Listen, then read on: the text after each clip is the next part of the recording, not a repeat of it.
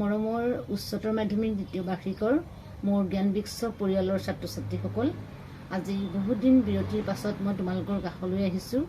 মই কিছুমান ব্যক্তিগত অসুবিধাই হওক বা মোৰ অন্যান্য কৰ্মৰ ক্ষেত্ৰত ব্যস্ততাই হওক মই ভিডিঅ' দিব পৰা নাছিলোঁ তোমালোকক। চ' মই আঁতৰি আছিলোঁ তোমালোকৰ পৰা। কিন্তু মোৰ জ্ঞান বৃক্ষ চেনেলৰ পৰিয়ালটো যিহেতু বহুত বৃহৎ হৈছে, এতিয়া পৰিয়ালটো দিনে দিনে ডাঙৰ হৈ গৈ আছে। তোমালোকক মোৰ মৰম চেনেহে আঁকোৱালি লৈ আছা মোৰ আগৰ ভিডিঅ'খিনি চাই। গতিকে মই ভাবিলোঁ এতিয়া যিহেতু তোমালোকৰ পৰীক্ষা সমাগত, উচ্চতৰ মাধ্যমিক দ্বিতীয় বাৰ্ষিকৰ চূড়ান্ত পৰীক্ষা সমাগত, প্ৰথম বাৰ্ষিকৰ ছাত্ৰ ছাত্ৰীসকলৰ ওচৰলৈ মই আহিম। কিন্তু মই ভাবিছোঁ আজি দ্বিতীয় বাৰ্ষিকৰ ছাত্ৰ ছাত্ৰীসকলক বহুদিন বিৰতিৰ পাছত এটা ভিডিঅ' আগবঢ়াওঁ। যদি মই তোমালোকক আগতে এই ভিডিঅ'খিনি দিয়া আছে, তথাপিতো মই আজি তোমালোকক অকণমান আগৰ ভিডিঅ' কেইটামানকে মই ৰিভাইজ কৰি দিছোঁ। মই তোমালোকক এইবাৰ সম্ভাৱ্য পৰীক্ষাত আহিবলগীয়া কিছুমান কুৱেশ্যনৰ এনচাৰ বাছি দিম। তো তোমালোকে সেইখিনি পঢ়িলে নিশ্চয় ৰাজনীতি বিজ্ঞানত ফলপ্ৰসূ নম্বৰ লাভ কৰিবা বুলি মোৰ বিশ্বাস। মই আশা ৰাখিছোঁ আগৰ দৰে তোমালোকে এতিয়াও মোৰ জ্ঞান বৃক্ষ পলিটিকেল ছায়েন্স চেনেলটো আঁকোৱালি ল'বা আৰু মই কোৱা কথাখিনি খুব ভালদৰে শুনিবা, নোটখিনি টুকি ল'বা, কাগজ কলম উলিয়াই নোটখিনি টুকি ল'বা, বাৰে বাৰে নোটখিনি চাবা। কিবা বুজি নাপালে মোক মোৰ কমেণ্ট বক্সলৈ কমেণ্ট কৰিবা। এতিয়া আমি আৰম্ভ কৰোঁ। আজি আমাৰ নোটটোৰ মাজলৈ আহোঁ। আজি মই তোমালোকক ক'ম যে শীতল যুদ্ধ কি। আমাৰ যিটো প্ৰথম পাৰ্ট, উচ্চতৰ মাধ্যমিক দ্বিতীয় বাৰ্ষিক ৰাজনীতি বিজ্ঞানৰ যিটো প্ৰথম পাৰ্ট, তাত আছে আমাৰ শীতল যুদ্ধ কি। তোমালোকক মই আগতেও কেইবাবাৰো কৈছোঁ যে শীতল যুদ্ধ কি। শীতল যুদ্ধ এক অৰ্থত শীতল যুদ্ধ বুলি ক'বলৈ গ'লে, যদি 2 মাৰ্কছত আহে তোমালোকৰ, শীতল যুদ্ধ বুলি ক'বলৈ গ'লে দ্বিতীয় বিশ্বযুদ্ধৰ পাছত বিশ্বত দুটা বৃহৎ শক্তি হৈছিলে, ছুপাৰ পাৱাৰ, দুটা বৃহৎ ছুপাৰ পাৱাৰ সৃষ্টি হৈছিলে। তোমালোকে জানাই বৃহৎ গোষ্ঠীৰ মিত্ৰ শক্তি গোষ্ঠী আছিলে তেওঁলোক। দুটা বৃহৎ ছুপাৰ পাৱাৰ সৃষ্টি হৈছিলে, আমেৰিকা যুক্তৰাষ্ট্ৰ আৰু ছোভিয়েট ৰাছিয়া। তো আমেৰিকা যুক্তৰাষ্ট্ৰ আৰু ছোভিয়েট ৰাছিয়াৰ মাজত কূটনৈতিকভাৱে তেওঁলোকৰ যদিও দেখুৱাই কোনো অৰিয়া বা সংঘৰ্ষৰ সৃষ্টি হোৱা নাছিল, তেওঁলোকৰ মাজত মিত্ৰতাই আছিল। কিন্তু তেওঁলোকে ভিতৰি তেওঁলোকৰ মাজত কোনে নিজকে শ্ৰেষ্ঠ হিচাপে পৰিগণিত কৰিব পাৰে, বিশ্ব দৰবাৰত মাত্ৰ এটা ছুপাৰ শক্তি হিচাপে পৰিগণিত হ'ব পাৰে, সেই কথাটো লৈ তেওঁলোকৰ মাজত ভিতৰি কূটনৈতিক বা ভিতৰি কোনো বাহিৰা সংঘৰ্ষ নোহোৱাকৈ আন্তঃদ্বন্দ্বমূলক প্ৰতিযোগিতা ভাৱৰ সৃষ্টি হৈছিল। এক অৰ্থত সেই শীতল যুদ্ধ। মই কি ক'লোঁ আকৌ শুনা। দ্বিতীয় বিশ্বযুদ্ধৰ পাছত আমেৰিকা যুক্তৰাষ্ট্ৰ আৰু ছোভিয়েট ৰাছিয়াৰ মাজত অন্তৰ্দ্বন্দ্বমূলক যি প্ৰতিযোগিতা ভাৱৰ সৃষ্টি হৈছিল, বাহ্যিকভাৱে নহয়, বাহ্যিকভাৱে তেওঁলোকৰ মাজত মিত্ৰতাই আছিল, কিন্তু অন্তৰ্দ্বন্দ্বমূলক কিছুমান প্ৰতিযোগিতাৰ ভাৱৰ সৃষ্টি হৈছিল। নিজকে শ্ৰেষ্ঠৰূপে পৰিগণিত কৰিবলৈ চেষ্টা কৰিছিল আৰু সেয়াই আছিল তেওঁলোকৰ মাজত শীতল যুদ্ধ, যাক আমি ইংৰাজীত কোল্ড ৱাৰ বুলি কওঁ। তো এই কোল্ড ৱাৰ আৰম্ভণিটো কেতিয়া হৈছিল তোমালোকে জানাই। দ্বিতীয় বিশ্বযুদ্ধৰ সমাপ্তিৰ পাছত কি হৈছিলে, লাহে লাহে 1945 চনৰ পৰা বিশ্বত নতুনকৈ শীতল যুদ্ধৰ আৰম্ভ হৈছিল। তো আমেৰিকা যুক্তৰাষ্ট্ৰ, ছোভিয়েট ৰাছিয়া,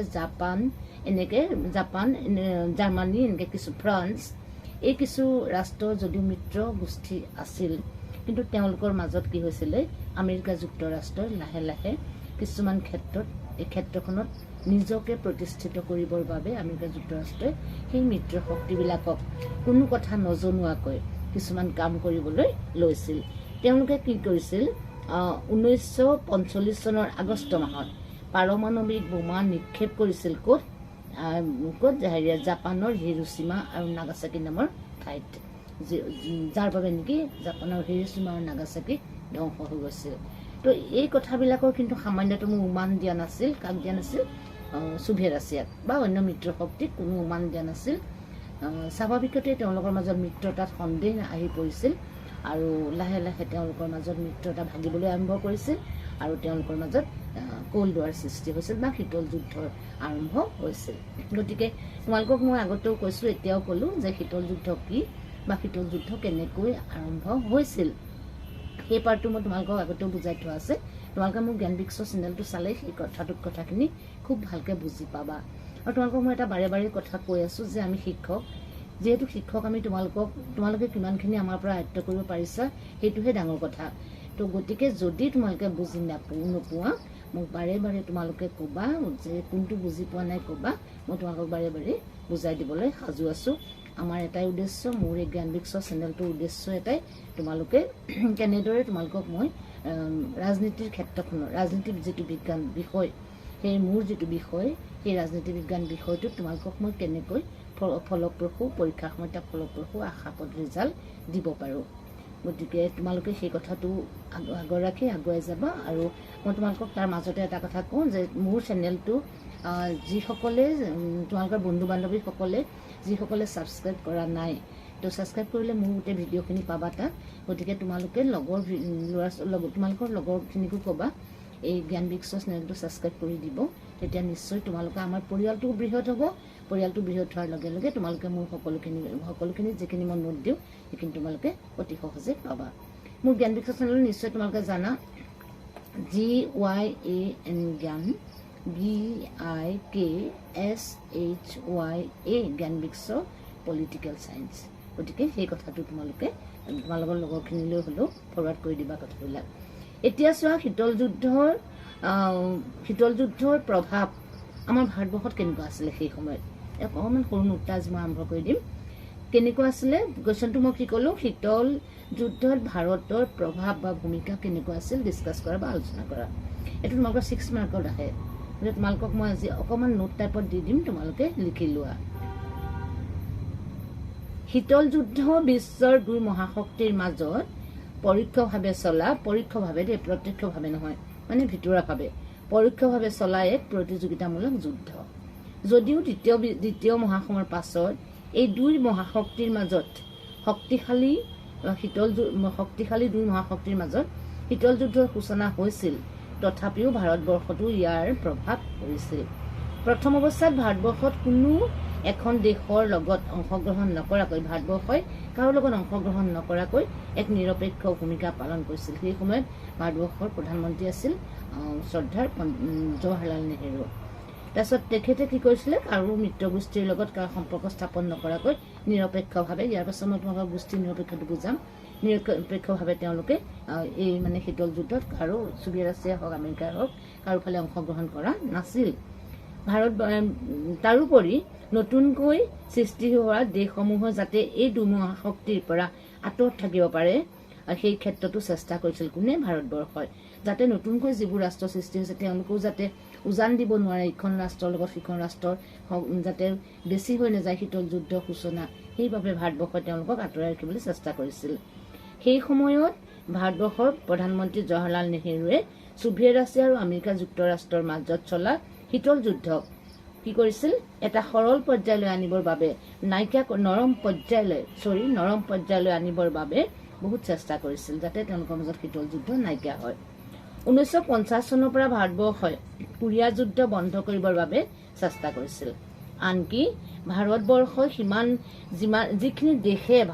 যিখিনি দেশে আমেৰিকা যুক্তৰাষ্ট্ৰ বা ছোভিয়েট ৰাছিয়াৰ পক্ষ লোৱা নাছিল সেই দেশসমূহকো সকলো ক্ষেত্ৰত আগবঢ়াই নিবৰ বাবে চেষ্টা কৰিছিল এইটো মই কি ক'লো যে আনকি ভাৰতবৰ্ষই যিখিনি দেশে আমেৰিকা যুক্তৰাষ্ট্ৰ বা ছোভিয়েট ৰাছিয়াৰ পক্ষ লোৱা নাছিল সেই দেশসমূহকো সকলো ক্ষেত্ৰতে আগবঢ়াই নিবলৈ চেষ্টা কৰিছিল কোনে ভাৰতবৰ্ষই মানে সেই সময়ত ভাৰতবৰ্ষৰ প্ৰধানমন্ত্ৰী জৱাহৰলাল নেহেৰুৱে তাৰপিছত কি হৈছিল অৱশ্যে 1971 চনৰ পাছত ভাৰতবৰ্ষই নিজেই ছোভিয়েট ৰাছিয়াৰ লগত কিন্তু কি কৰিছিলে সোমাই পৰিছিল বা মিত্ৰতা স্থাপন কৰিছিল সেইটো মই পাছত দিম কিয় মিত্ৰতা স্থাপন কৰিছিল ভাৰতবৰ্ষই ছোভিয়েট ৰাছিয়াৰ লগত আঁতৰি থাকি পাছত যে মিত্ৰতা স্থাপন কৰিলে কিয় মই এই কথাটো পাছত তোমালোকক ক'ম আৰু ছোভিয়েট ৰাছিয়াৰ লগত মিত্ৰতা তেওঁলোকে স্থাপন কৰিছিল তাৰোপৰি কি হৈছিলে সীমিত পৰীক্ষা নিষিদ্ধকৰণ চুক্তি পাৰমাণৱিক অস্ত্ৰ সম্প্ৰসাৰণ চুক্তি অস্ত্ৰ হ্ৰাস কৰা কৌশলগত চুক্তি আদিৰ জৰিয়তে শীতল যুদ্ধৰ সময়ত এক বিশেষ ভূমিকা ভাৰতবৰ্ষই পালন কৰিছিল আৰু ভাৰতবৰ্ষৰ সেই সময়ৰ প্ৰধানমন্ত্ৰী জৱাহৰলাল নেহেৰুৱে গোষ্ঠী নিৰপেক্ষ নীতিৰ জৰিয়তে দেশখনক আগবঢ়াই নিয়াৰ চেষ্টা কৰিছিল। গতিকে ভাৰতবৰ্ষৰ ভূমিকা আছিল শীতল যুদ্ধৰ সময়ত তেনেকুৱা। প্ৰথম অৱস্থাত তেওঁলোকে কাৰো পক্ষ লোৱা নাছিল বা অন্যান্য দেশসমূহকো ল'বলৈ দিয়া নাছিল যাতে শীতল যুদ্ধ উপশম ঘটাব পাৰে। কিন্তু পাছলৈ তেওঁলোকে কি কৰিলে, পাছলৈ কিছুমান বিশেষ কাৰণত ভাৰতবৰ্ষই ছোভিয়েট ৰাছিয়াৰ পক্ষ ল'লে, ছোভিয়েট ৰাছিয়াৰ লগত মিত্ৰতা স্থাপন কৰিলে। কিন্তু প্ৰথম অৱস্থাত কাৰো পক্ষ নোলোৱাকৈ সেই দেশসমূহ আগবঢ়াই নিবলৈ তেওঁলোকে চেষ্টা কৰিছিল। গতিকে আজি মই তোমালোকৰ ওচৰলৈ বহুত দিন বিৰতিৰ পাছত আহিলোঁ। গতিকে এই ভিডিঅ'টোকে দিলোঁ। যদি কিবা বুজি নোপোৱা তোমালোকে মোৰ লগত আলোচনা কৰিবা। চ' আজিলৈ থেংক ইউ।